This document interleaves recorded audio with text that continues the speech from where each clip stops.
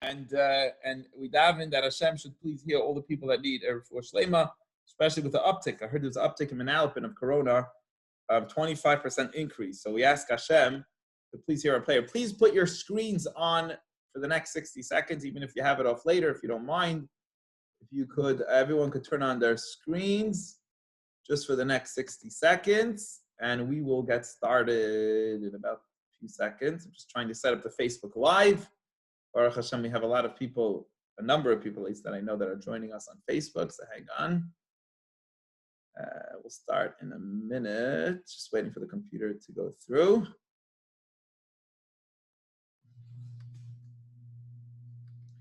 All right, we're live. Okay, here we go. Okay, so today's class, let me bring up the screen here. Today's Chumash, we have, we're holding the fourth portion of Chaya Sarah. Today's Wednesday, we're holding the fourth portion of Sarah. So just to catch us up, what happened yesterday was Abraham needed to find a match, a shidduch, for his son Yitzchak, and he sent Eliezer with 12 camels, with all his possessions. And Eliezer tells Hashem, and he says, God, if this is the right girl, please make a miracle. And that the first girl that I meet in Avram's hometown, where he sent me to go find a wife for his daughter, let her come to the well. And he repeats the whole story here. And he repeats the whole story here that takes place. Follow along. So Eliezer says a prayer. Baruch Hashem. Hey, look, this is maybe the first time you have in the Torah so far. Baruch Hashem, blessed is Hashem. Elikei Adoni Avram, who is the master, who is the God of my master Abraham. Look at Hashem, amazing. Thank you, Hashem. It's a beautiful thanksgiving, that prayer that he's saying over here. That he did not forsaken his loving kindness, from my master, that God, you keep on coming through for my master Abraham. Unbelievable. B'derech nachani, he led me. Hashem led me in his way. B'derech nachani Hashem beis achi adoni, to the house of my master's kinsman. Basically, if you remember the story, Eliezer gave Rivka right away the jewelry, and he said, so who are you? Which family are you from? Because I need to find somebody from the family in order. He wants me to marry a cousin, a relative, someone from the family. And as she says, yes, I am Avram's brother's granddaughter. And Eliezer turns with this prayer. He says, thank you, Hashem, who has not forsaken me, literally led me straight to the hometown of my master. I come to the well, and who do I find? To find it to be exactly Abraham's brother and sister-in-law's granddaughters. It's amazing. Right? In life, as Rashi says here, you didn't lead me to the right. You led me on the right road. You know, in life, in a lot of times you could get where you're going, but you could make a left and a right and make a wrong turn, right? You could be all mixed up. But Hashem here gave me direct line, great GPS, and took me straight to where I need to go in life, right? In life, you wish you had this GPS that could lead you in life straight to where you need to go. Verse 28. Atara Tanara. And the girl runs, and she goes to her mother's house. And she tells her, Kadvarim Me'ela, he tells her the story that happened. Now, Rashi says, what do you mean she ran to the mother's house? What kind of house? What the mother had a house and the father had a house? What's going on? So Rashi tells us the kind of life that they lived back in those days is that the women had another separate house in which they would stay in to do their work. So the girl, the mother, she knew where to find her mom, right? I don't know, whatever the women did. I guess the women were very active in the workforce then. They were the ones who took care of the sheep. They also had a special office, it was like an office building, I guess maybe, or like a place where they had their work. And she ran to tell her mother. And of course, who is the girl going to confide in? She confides in her mother. So I guess they weren't separated or anything like that. It just happens to be that the women had their own area where their own offices. And who's the girl obviously going to tell? She's going to go and tell her mother that I met this guy who wants to stay over and wants me to marry her master's son, who wants me to marry my father's cousin. And now the verse tells us, Ula Rivka, and this girl Rivka, who they want to marry to Yitzchak, had a brother, had a ach, Ushmai Lavan. His name was Laban. Now this Laban will become very famous later on because Jacob will marry Laban's daughters. He'll marry his mom's brother's daughters. Everybody's marrying in the family over here. Vayaretz Lavan, and Lavan runs. He hears that his sister came home and she's wearing this beautiful jewelry. She has this fancy nose ring that she got, and she has these two beautiful bracelets. Vayaretz Lavan al Isha Chutza. He runs out to the guy, to the fountain, right? To the water. He goes out. He says, I got to meet this guy. He just gave my sister a golden nose ring and he must be very rich. And he's like, whoa, let me go find out who's this guy who's coming here, this very wealthy guy who's giving out all these gifts. Because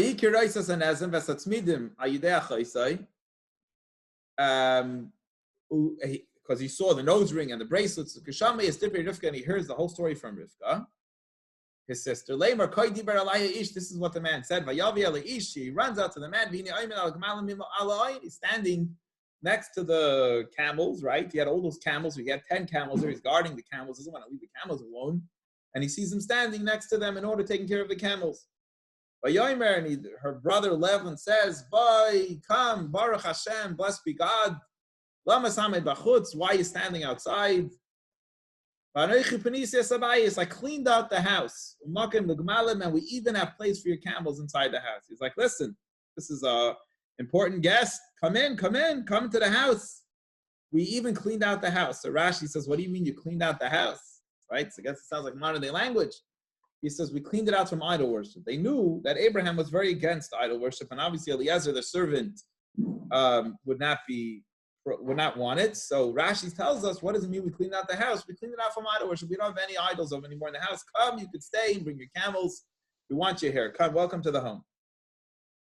Verse 32, so the man came to the house, and he finally opened the mouth of the camels, because we learned that Abraham's camels were recognizable. You could tell who was Abraham's camels because they were muzzled, because Abraham, God forbid, did not want them by mistake to eat from somebody else's grass. He opened up their mouth, took off the muzzles. They gave them straw and fodder, which was some more expensive kind of straw, good food for the camels to eat. They gave him some water to wash his feet. And the other men that were with him. So we see over here that it wasn't just, so far in the story, we only knew that Eliezer traveled himself with 10 camels. Now we know there was Eliezer, there was helpers. That means that Rivka gave water. She gave water to everyone, to Eliezer, to his camels, and to all the people there. And they took care of good achnas azarchim. They took care of the guest, and Eliezer and the people that were with him, and the camels very nicely. They gave him food to eat even. And he says, I'm not eating. Not eating your food. Until I speak what I need to say, until I take care of the business that I came here for. First, we're going to take care of business. Then we're going to party. We'll say l'chaim. We'll eat whatever we need to do. But I came here on a mission. First, I have a job to do. Let's talk about my job. After we talk about my job, then we're going to eat and we're going to celebrate. But first, I got to speak. So let me talk to you, and then we'll have a meal together. And he says, I am the servant of Avram. I am the servant of Abraham. That's who I am, right? That was his dignity, his power. It's a very respectable position to have. And he tells them, I want you to know. I want you, Rivka's father and his brother was there, to know. Baruch, as Adoni Ma'oid, God made my master tremendously, was blessed tremendously. Yigdal, and God rose him up. God gave him sheep, uvakar, and cattle, with chesed, with zav, and silver, and gold. And he has manservants, ushvachis, and maidservants, ugmalim, and he has camels, chamerim, and donkeys. He's a very rich man. Hashem blessed him tremendously, made him tremendously successful. And in their old age, a great miracle happened. And the wife of my master gave him a son, Achri Ziknasa, after she was very old, and a tremendous miracle happened. And they gave this boy that they had everything that they owned, all this money, all the possessions. This boy now is a very rich bachelor, very, very rich bachelor. They gave him a deed that he's going to get all the money that Avram has. And what happened now that I have the son, and my master made me swear, Lamer saying, like, Sikach ish livni, do not take I don't want to marry, I don't want my son to marry, I don't want certain girls, from the daughter of the Canaanite girls, that I'm living in their land. I know I live here in Israel, which is then Canaan, but the girls of Canaan are not for my daughter. First, you got to go to family. You got to go back to Aram, the country of Aram, with the city of Haran over there, the capital over there, the large city there was Haran. Go back to my family.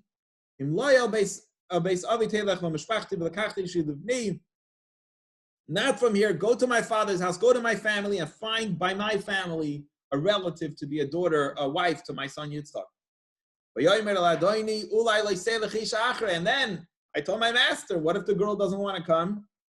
Maybe the girl won't want to come. Will your son move up to the north? Will he move to Syria, wherever it was that time? Will he move to Aram? Will he move to the city of Haran?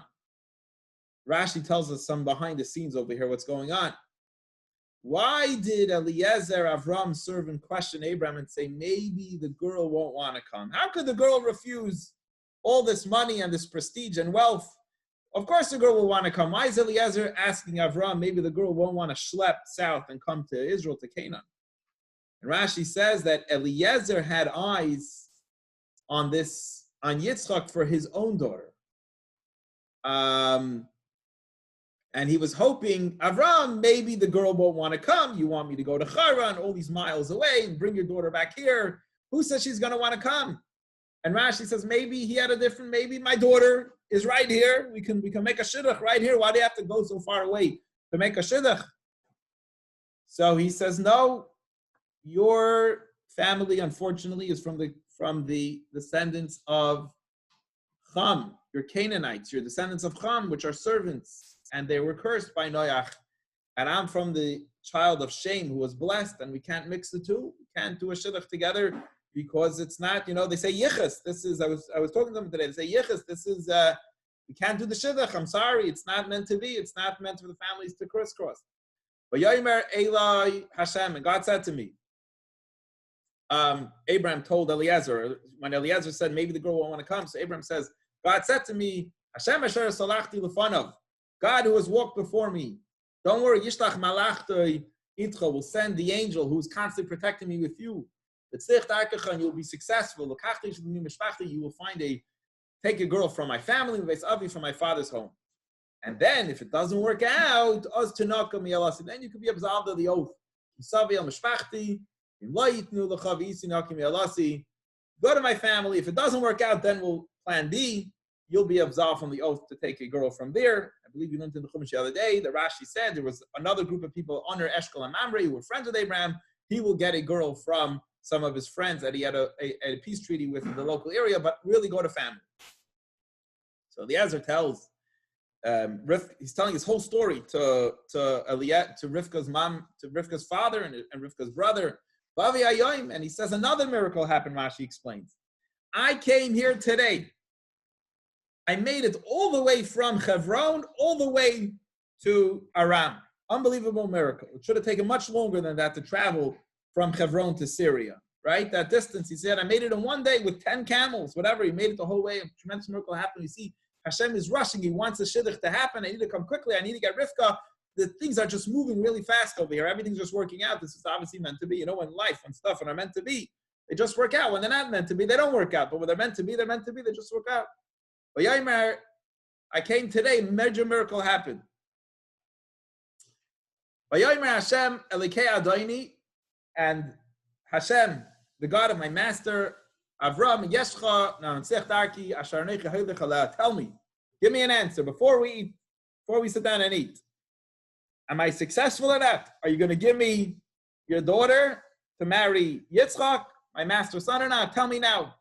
Was I successful? Everything's working out, but are you going to let your daughter go? Is this going to happen? Is this about to happen? Now, there's an interesting Rashi here on this whole story. Rashi has a question. He says, I don't get something about this whole story. We had this whole story play out in real time, right? Avram telling Eliezer, go find the shidduch for my daughter. And Eliezer went, and the story happened. Now Eliezer gets to Rivka's parents' home, and Eliezer repeats the whole story from the beginning of what we learned yesterday. This is not Torah style. For all of us that have been learning, we learned yesterday's Tanya, remember how the Torah will use 4 words to teach us all the laws of tefillin. And then it'll have an expectation of you to go and learn the oral Torah and figure out all the details of the written Torah that were so hidden. Why does it make sense for the Torah here to repeat the whole story again? You have to tell me the whole conversation between Eliezer and Rivka's dad and Rivka's brother, telling why why you have to tell me in the Torah? Fine, Eliezer told over the whole story to Rivka's dad and brother, letting them know how successful he's been, how quick he's been, how Hashem has been really making it happen. But why do you have to tell us, the readers of the Torah, this whole story? And Rashi addresses that question, and Rashi says, from here we see how much God loved the forefathers, Abraham, Isaac, and Jacob. He loved them so much, and he loved their servants, even their servants so much, that just the repeating of the story of a servant of Avram is more precious by God than the Torah and the details that will be taught later on, because it's specifically, deliberately adding extra to the story, which wasn't necessary, seemingly unnecessary, in order to tell you that whatever happened with Abraham and even his servant was so important to God that he wanted included in the Torah. Even Eliezer repeating the story to Rivka's father is so important that he wants to include over the whole repetition of the story here. Very powerful message. Verse 43. Behold, I'm standing at the water edge. And the girl's coming to draw water. He's repeating the whole story. I told the girl, I'm going to go through quickly because we did this yesterday. He says, I told the girl, give me a little sip, a little bit of water from your pitcher. And the girl responded to me, and I'll give you, and I'll give your. And if the girl, Eliezer is telling Rivka's father, and I said, if the girl will say, I'll give you, not just you, but I'll give your also your camels. Then I know it's the right shidduch. I know I found the right girl for my master. And even will give me and the workers that I brought with me to help me in my way, in the journey with the camels, whatever. And Hashem made it clear, proven that this is meant to be. And I need Terem Echel Adaber. And Eliezer tells Rivka's parents, before I even finish telling God, this is the sign I want to know that I met the right girl, I'll ask her for a little water and she'll offer me and everybody with me and my camels. Before I finish saying this prayer, before I finish speaking, Alibi in my heart, praying in my heart, Rivka Yaitzis, all of a sudden your daughter Rivka comes out. She has a pitcher on her shoulder. She goes down to the fountain, Tishav, and she took water. I said to her, please give me a little bit of drink. And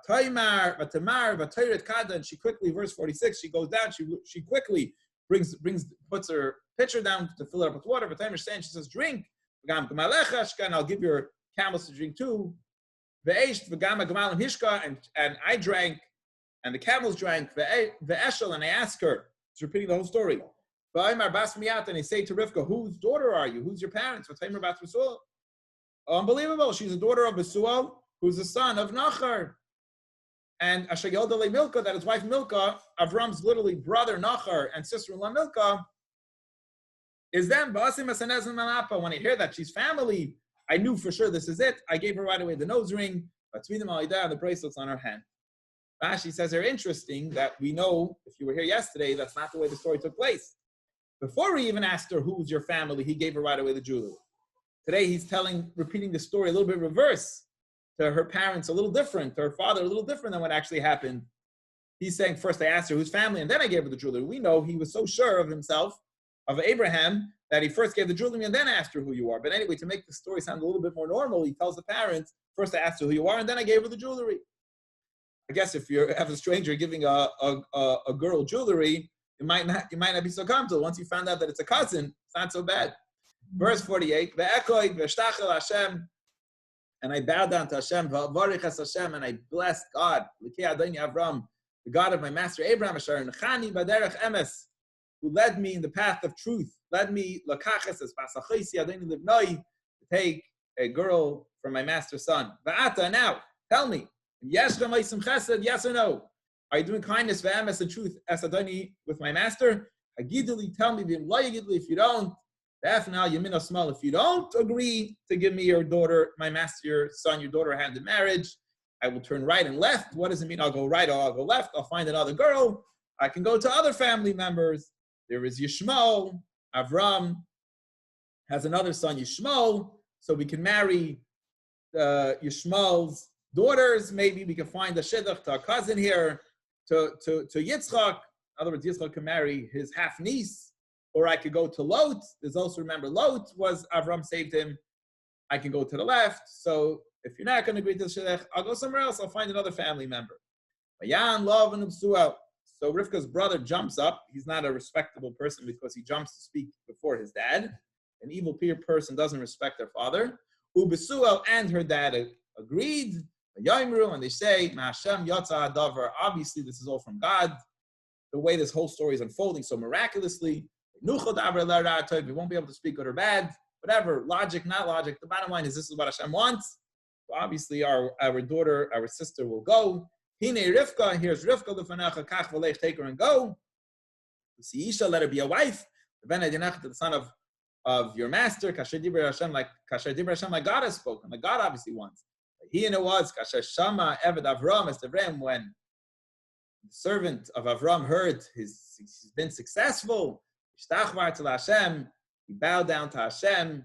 Rashi says from here, whenever we have good news, we should make sure to thank Hashem. When you hear good news, you should say, thank you, Hashem. A person should be thankful to Hashem and say, wow, thank you, Hashem, for bringing me this tremendous miracle that you brought. And that is the end of today's Chumash.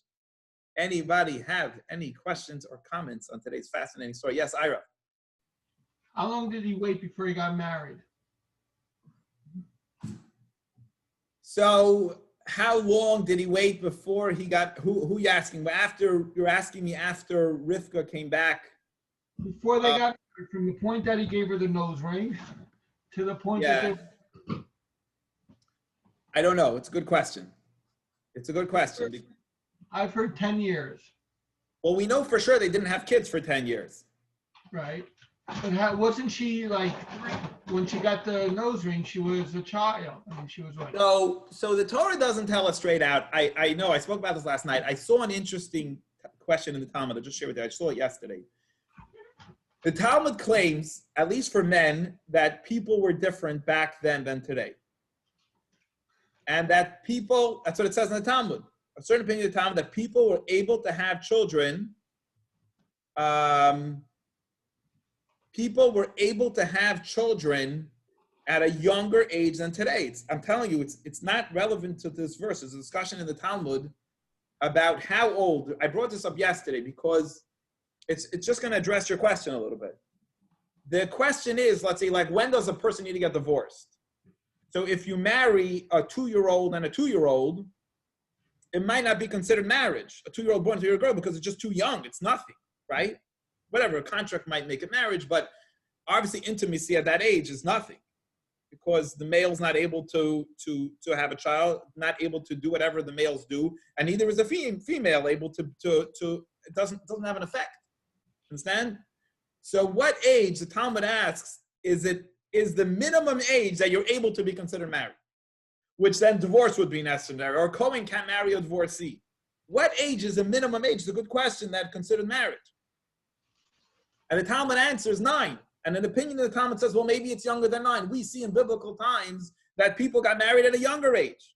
By the way, you should know, it says there, it brings a verse, that we see that Abraham's brother Nachor, who you're talking about here, Nachor, had a child, or maybe it was Abraham's brother Nachor, had a child at 8 years old. He was 8 years old, which is today scientifically impossible, right? I think a kid at 8, a boy at 8 is not able physically to father a child.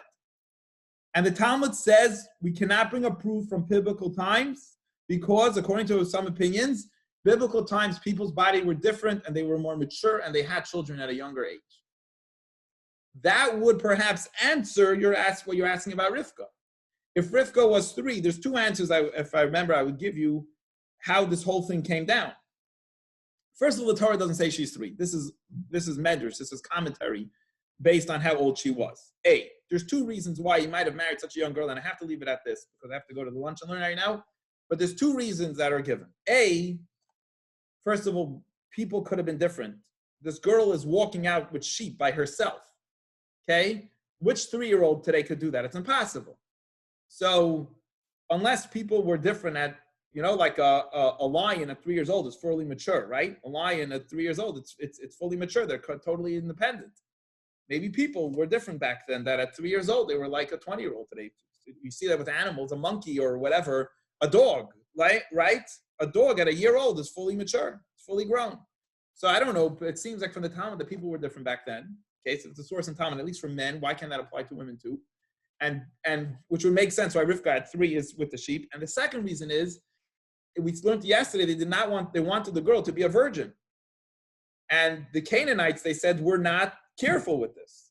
If Abraham didn't get Rivka out of there, maybe that's why God's making it so quick. Who knows what would have happened with the girl the next day with the monkey business that was going on there.